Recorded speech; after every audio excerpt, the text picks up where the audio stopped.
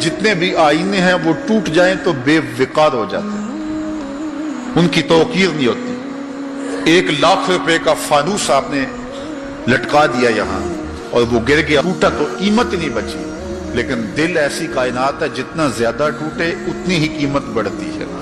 تو بچا بچا کے نہ رکھ اسے، تیرا آئینہ ہے وہ آئینہ کہ شکستہ ہو تو عزیز تر ہے نگاہ آئینہ ساز۔ اچھا ایک اور بات ہے دل کی، گھر لٹ جائے تو لوگ روتے ہیں گھر لٹ گیا اور گھر برباد ہو گیا، لیکن دل لٹے تو آباد ہوتا ہے۔ اقبال نے کتنے خوبصورت پیرائے میں یہ بات کی کہ قید میں پہنچا تو حاصل مجھ کو آزادی ہوئی، قید میں پہنچا تو حاصل مجھ کو، قید میں پہنچ کے تو آزادی چھنتی ہے، لیکن یہ عجیب جہان ہے، قید میں پہنچا تو حاصل مجھ کو آزادی ہوئی، دل کے لٹ جانے سے اس گھر کی آبادی ہوئی۔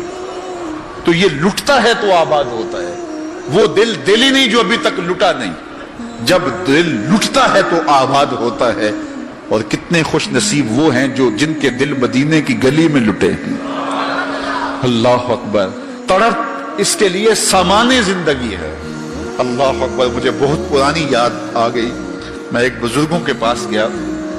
اور ان سے میں نے عرض کی حضور سکون قلب کے لیے دعا کیجئے، تو وہ فرمانے لگے کہ یہ تو تڑپتا ہی رہے تو اچھا ہے، اس کی تڑپ ہی زندگی ہے، اس کا تڑپنا اور بے تاب رہنا ہی زندگی ہے۔ آتش کا شعر ہے اور کتنا کمال اس نے لکھا، وہ مزہ دیا تڑپ نے میری آرزو ہے یا رب، وہ مزہ دیا تڑپ نے میری آرزو ہے یا رب، میرے دونوں پہلوؤں میں دل بے قرار ہوتا۔ وہ کہتا ہے ایک پہلو میں دل ہے اور وہ تڑپتا ہے یاد محبوب میں، تو اتنا سرور آتا ہے کہ راتیں بیت جاتی ہیں۔ وہ کہتا ہے جب میرے ایک پہلو میں دل ہے تو سرور زندگی نصیب ہو گیا ہے، اگر میرے دوسرے پہلو میں بھی دل ہوتا تو پھر کیا کیفیت ہوتی۔ اور یہ دل جو ہے پل پل بدلتا رہتا ہے، گاہے خنداں گاہے گریاں، کبھی اداس ہوتا ہے، کبھی سرشار ہو جاتا ہے، کبھی غمگین ہو جاتا ہے، کبھی مسرتوں سے لبریز ہو جاتا ہے، کبھی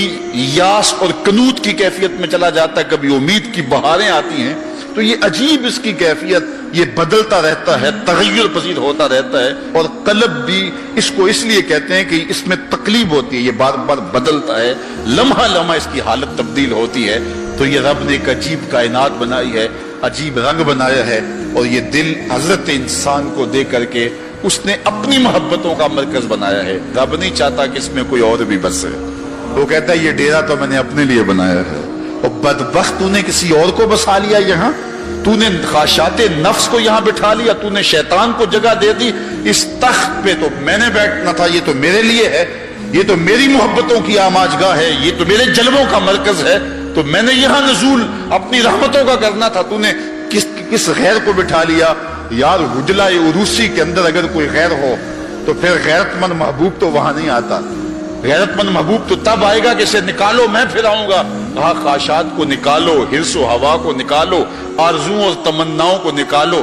دل کو پاکیزہ مصفہ ستھرا منور اور مطہر کر لو، اور پھر آواز دو میرے مالک ہر تمنا دل سے رخصت ہو گئی، اب تو آجا اب تو خلوت ہو گئی۔